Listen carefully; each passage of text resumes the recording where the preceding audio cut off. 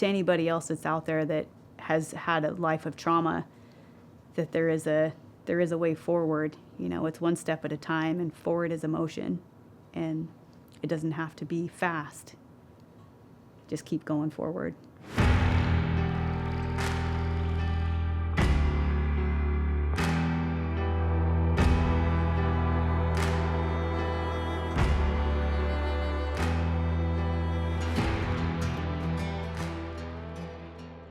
I'm a nurse. I work in cardiology. I'm a mom. I'm not really sure what my primary job here is, whether it's a nurse or a mom. It's kind of both. But that's kind of what I guess what I do right now. So I was born in West Berlin, which at the time was the capital of East Germany.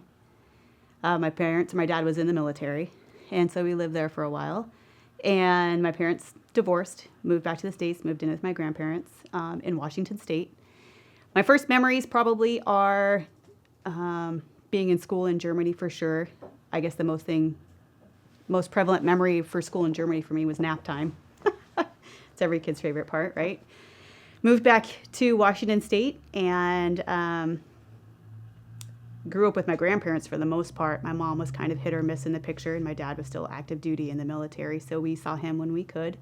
He spent 16 years in the European area and the rest of his time in Washington State. Moved around Washington State quite a bit. When my mom was, I guess what you would call stable, we would be with her. And when she wasn't, we would be with my grandparents. And so that also meant moving schools quite a bit. I looked back on my history of school, and I attended 13 different schools from kindergarten to high school, which was obviously pretty difficult. When I look back on it, it was hard to make friends. It was hard to fit in. It was hard to belong, I guess, to a certain group, because as soon as you made friends, you were leaving again. Grew up in very poor areas of town. It's funny is now I wouldn't even drive a car through the neighborhoods I grew up in when I was little. So it creates a lot of things to grow from, I guess, right? Because you can either be a victim to how you grew up, or you can learn from it and kind of grow from there and know where you don't want to be. My grandparents definitely paved the way for me and showed me opportunity. My dad showed me a lot of opportunity. I had teachers who reached out and gave me a lot of opportunities as well, which is super helpful. It was interesting, I guess, to say the least, right? My mom was in and out of the picture, had varying, boyfriends or husbands in her life, which definitely had an effect on my younger sister and I. Lots of different types of abuse throughout my childhood. And you really, I guess you kind of learn from that. It's hard to really give a lot of detail on that, I guess, other than you can recognize the signs going forward. You can help other people out. You can reach out to people and say, you are not going to be a victim to your circumstance, right? You're going to learn from this. You can grow from this. You can be so much more than what your circumstance is at this time. Mostly, I would say, I recognize my biggest memories definitely go back to, I would say, 3rd, 4th grade. We lived in this Section 8 housing. That even today, like I said, I wouldn't even drive through now. But, my mom would not let us in the house during the day on the weekend. We had to stay outside. We could come in at night when it was time to go to bed. And she just really wasn't present a lot. I had to get my sister ready for school. We would go, days without eating dinner. School was kind of a safe haven for us, for sure, because we would be able to eat. Some of my neighbors recognized kind of what was going on in the situation. They would often, have my sister and I over if it was after school and we weren't able to get into our house, and they would always feed us and that kind of thing, and I didn't think twice about it when I was little, but now, looking back on it, it's, I don't know if embarrassing is the right word, but it gives you perspective.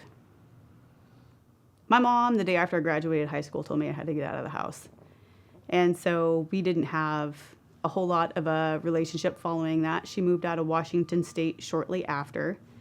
And fast forward a few years, my sister ended up having a stroke, and she wasn't able to take care of herself. And so she went to live with my grandparents. During this time, my grandfather had passed away, and my grandma and grandfather in their will had basically left everything to my sister so that she would always have somewhere to live and would always have money to live off of, and she would never be left on the street.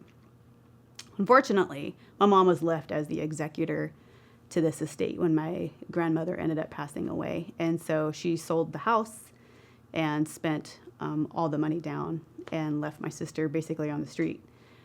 So we were able to get my sister into like subsidized housing. And so it was just a lot of logistical things kind of from there. So my mom, she lives in Washington State. I haven't seen her or talked to her since 2016. I can remember the day quite clearly. I was getting ready to deploy to Afghanistan, and she and I had gotten into an argument about basically her depleting my sister's ability to live on her own and how selfish it was of her, and we just haven't spoken since then.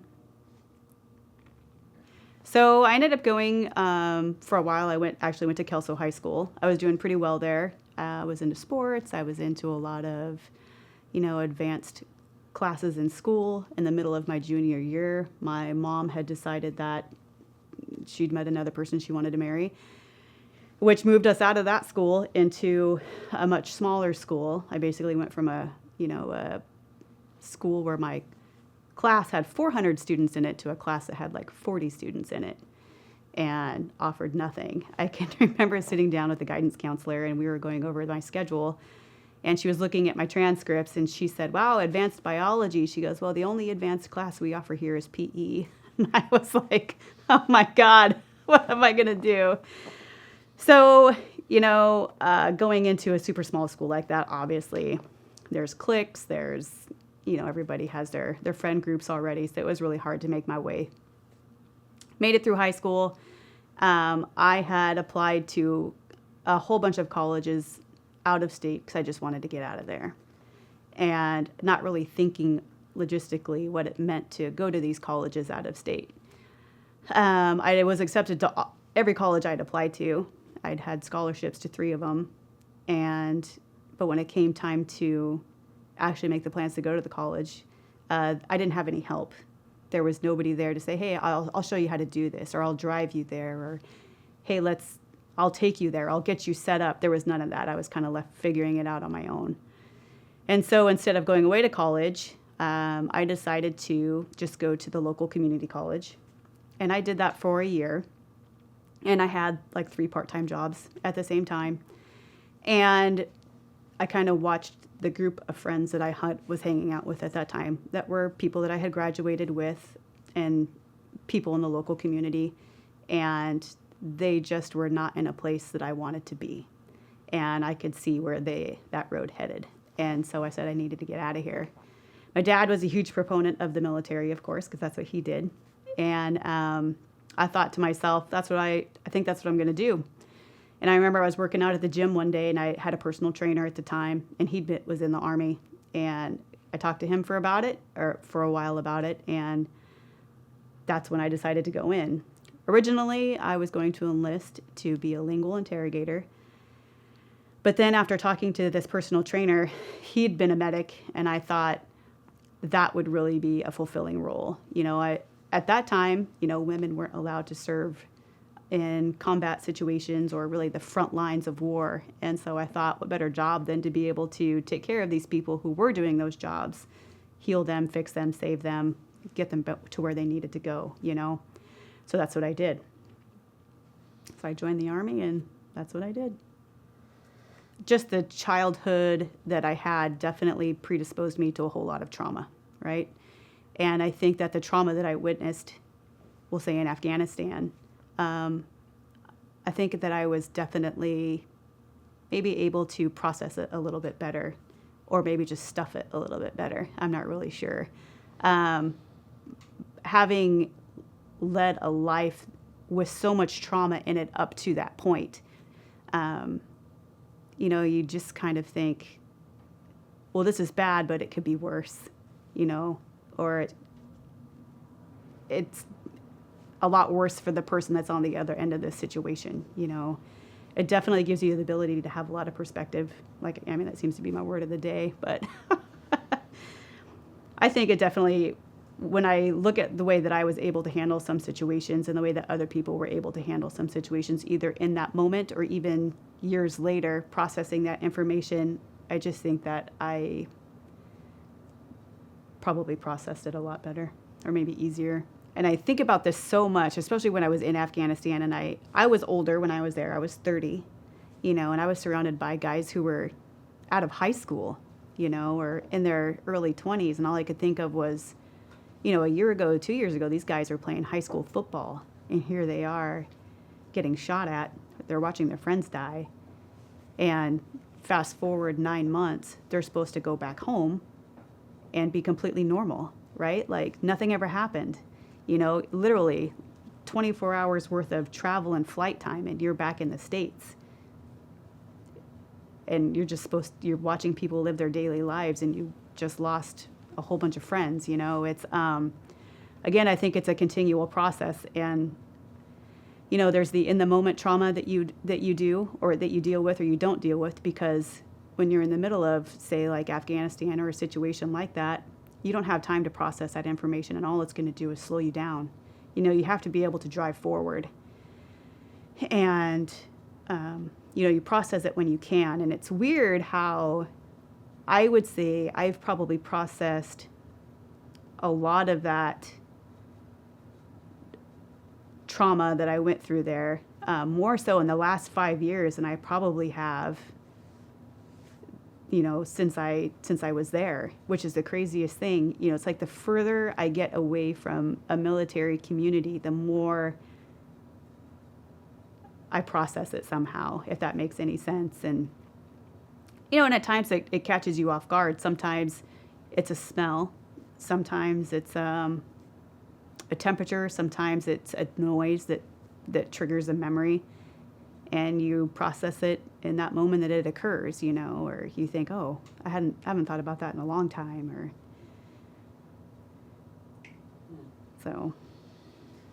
I think it's important to process the memory or whatever it is that's triggered at that time when it happens, and dealing with it, because the more you stuff it, the more it just lingers in the back there, and eventually it comes out, and you can't always control when that happens, and it can be paralyzing at times for sure. But again, it's about having that perspective of the situation. It's being able to continue driving forward, taking that memory or that situation for what it is, and internalizing it and saying, how do I move forward from here? How do I deal with this?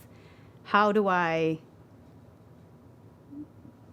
process this so that I can be normal again, or not have to maybe react to this particular situation the way that it's presented itself? I would say the loud noises is a big thing for me, right? And it's funny because I have friends who will call me, especially when they're expecting maybe they know that maybe the local high school is going to have fireworks for an event. Hey, I'm just calling to let you know there's going to be fireworks tonight, And I appreciate that. My very first 4th of July that I had back from Afghanistan, I decided to go to Myrtle Beach, which was a huge mistake. And it was just an anxiety-ridden evening for sure. And even since that time, if it's not a noise that I'm expecting, especially fireworks are huge, it just really sets off that anxiety. I guess it's about control too, right? So I would say I've become huge in controlling my environment. And I feel like that sense of control has really allowed me to have control over my anxiety or how I react to particular situations. If I'm expecting it or I know it's going to happen, I have control over it. It's like at work, whenever I smell the jet fuel from the helicopter, right? It just brings back so many memories. I flew on the medevac in Afghanistan. I mean, that scent was with me all the time. And so it just always, there's always a trigger, and you just have to, you have to be very conscious in how you're going to react to a situation when it presents itself, right? I don't have the time to fall apart, ever. And so that's something that I have to be very cognizant of. I would say it's definitely, all of the situations have given me a lot of experience to draw from.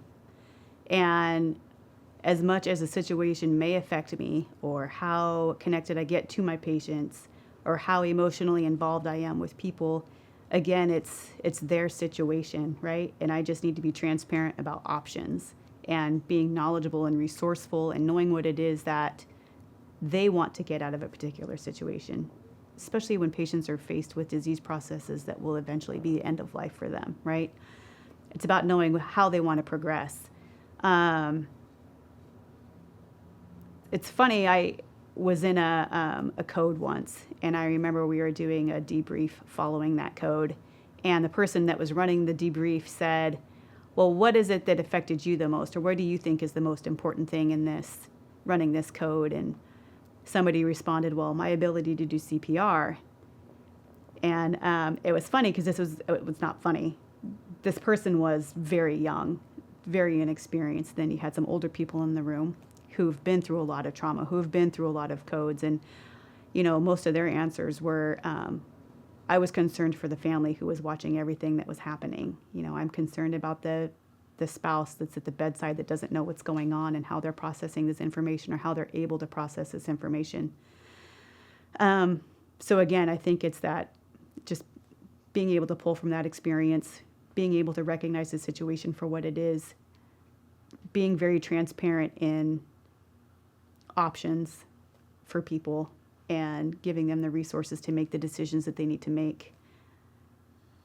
I think I just have this drive that really wants to help people in need. My love language is acts of service. And so I feel like I carry that out through my work every day. I definitely have this need to reach out to people that need some help in some way. And even if I was running a flower shop somewhere, I'm sure I would probably find somebody there who needed something besides flowers that I needed to take care of, right? So it's funny, if you were to take somebody who's only known me as a mom, and then you were to take somebody who knew me 10 years ago, they would describe to you two very different people.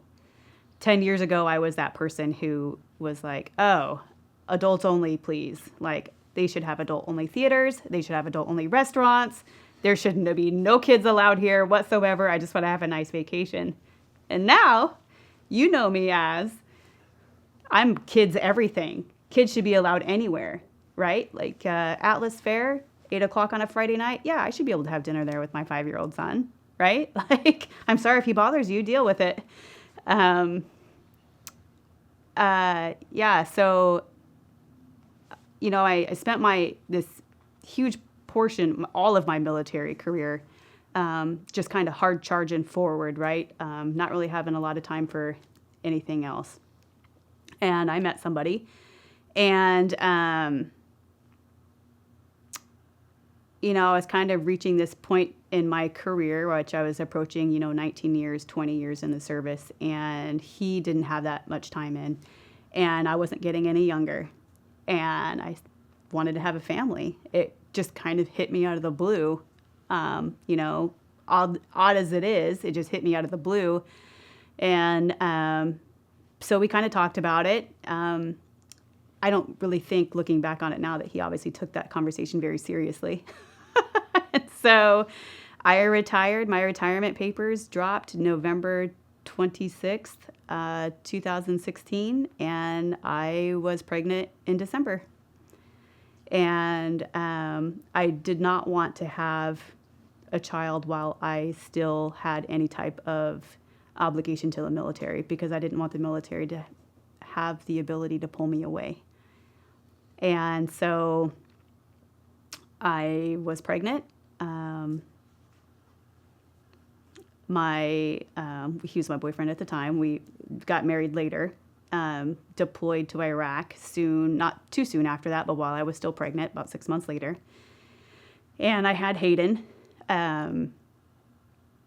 Derek was still in Iraq when I delivered Hayden. And so a couple of very awesome girlfriends that I had at the time were there with me through the entire process. And he came tearing into this world, and he is just the light of my life. I would do anything for him, and he is really the center of my universe. I want him to have a kind heart. I want him to never experience pain and suffering to the degree that I did. I don't want him to experience it at all. I'm sure he will throughout his life, but I want to make sure he has the tools to be able to handle it, appropriately. But in saying all of that, right, like I wouldn't be the person I was today without all of those experiences. Or would I? I mean, you never know. Yeah, I have a lot of, memories, great memories of my dad for sure, and he always had a lot of insight for things for me. And he was always this person that I was always trying to make happy or, prove that I was this great kid, Yeah, I don't know. It's tough. My dad, we talk about it a lot, and he carries a lot of guilt with him, I think, for not trying harder to have custody of my sister and I, and he talks about that a lot. And, the way that, I don't know, divorces went, 40 years ago, 42 years ago, I don't know if a lot of dads were getting full custody at that time, so who knows? Hindsight's 20/20. I admire him so much,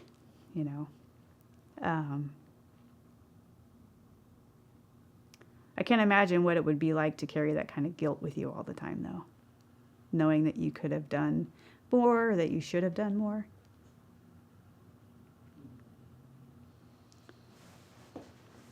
I think it was just gradually this progressive move away from a military community, because, I was in the military. I was living in a military community. I was surrounded by military people 24/7. I was living in San Antonio. We were getting ready to move to Germany. I had retired. I was a stay-at-home mom, and I was already kind of starting to, I guess, get separated from that military community, right? So then we move over to Germany, and it just wasn't a good situation. My husband at the time, Derek, and I just were not doing well. I kept trying to have us go to marriage counseling. He would always have something come up, wasn't able to attend, whatever his excuse was at the time. And I was just kind of in like a funky place. And, a girlfriend reached out to me and she's like, maybe you should just go talk to someone. And I was like, psh, I don't need to do that. So I went and talked to someone. And I thank her every day, because we initially were meeting twice a week, and then it was downgraded to once a week. And eventually she told me, you just need to choose your hard. You have to choose your hard, you being in this terrible relationship that's giving you nothing in return is hard. Being a single parent is hard. Which hard do you want? Which is going to make you feel better? And what's going to be better for your son? And I chose my hard. We moved back to the United States. And I think coming into this community here in Wenatchee has been great. It was odd for me from the get-go. There's no military presence here at all. And so that was kind of different for me.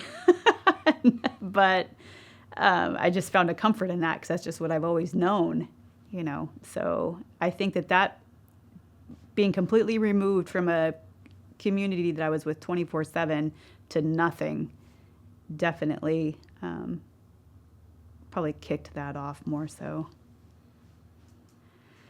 My whole life I've been chasing that gold ring, right?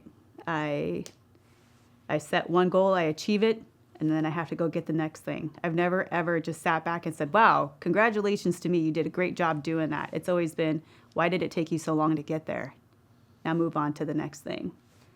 I've been like that my entire life. And having Hayden has definitely given me the ability to pause and realize success for what it is, and maybe changing my definition of what success is, you know? Man, so much so has he just changed so much for me. You know, up until becoming a mom, success for me was, how many letters do you have after your name? What kind of a car do you drive? What kind of a house? You know, where do you vacation? And now success for me is, you know, is making sure that Hayden is just this great kid and just has everything that he needs to be great, and just has exposure and is able to make decisions and is surrounded by really great people, you know. Yeah, you know, it's funny is I've always, it's the craziest thing, right? Like, why can't we just realize how great we are when we're there at that time? You know, it's always, why did it take you so long to get there? You know, move on to the next thing. What's the next thing? What's the next thing I need to do? And, you know, I've constantly measured myself against just super great people. You know, how did they get there? What did they do? And, you know, for the longest time, I constantly measured myself against men. Well, if a man can do this, I can do it. You know, if he's successful at this, well, I'm going to do it better. In the military, it was, you know, our physical fitness standards. I was definitely able to max the female standards for what I had to do, but I sure as heck was going to be able to pass the male standards as well. You know, and it wasn't until recently that I had this epiphany where I was like, why am I like this? Men aren't the measures of excellence. They're not the measures of what my standards should be. My measure of excellence should be what I set it at. You know, I can do anything I want to do, or that I don't want to do. I just have to be happy with what I'm doing. I don't find anything challenging about being a single parent, because I think that my primary objective is making sure that he has a wonderful life. And so that's my primary objective, right? I'm not worried about dating. I'm not seeking a relationship. I'm not, I'm not worried about getting my doctorate anymore. Like, those are just things that aren't really on my radar, right? Like, I just don't have the interest for it. My priority is my son. It's Hayden. I mean, sure, there are times I'd like to go out to dinner with my girlfriends, and usually I can, you know, because my girlfriends love him, you know, and he fits in. Or, you know, there's a very small handful of people that I will leave him with, kind of thing, and they're always willing to watch him. So I don't have a hard time with the single parent thing. But on the flip side of that, the hard thing I do think of sometimes is I hope that I'm enough for Hayden. You know, he doesn't have a 24/7 male role model in his life, right? But I have plenty of people that are close to me in my life that are great male role models.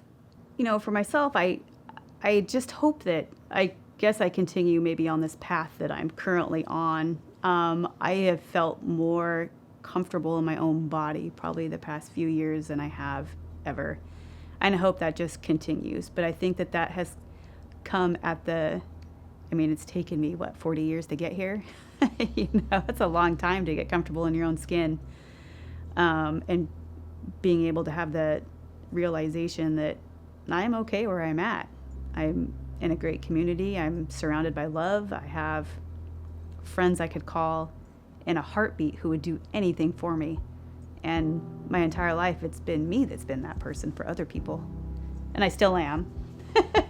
But it's nice having that in return. So I just want to continue to nourish those relationships for sure and develop those. And I would say to anybody else that's out there that has had a life of trauma, that there is a way forward. You know, it's one step at a time, and forward is emotion, and it doesn't have to be fast.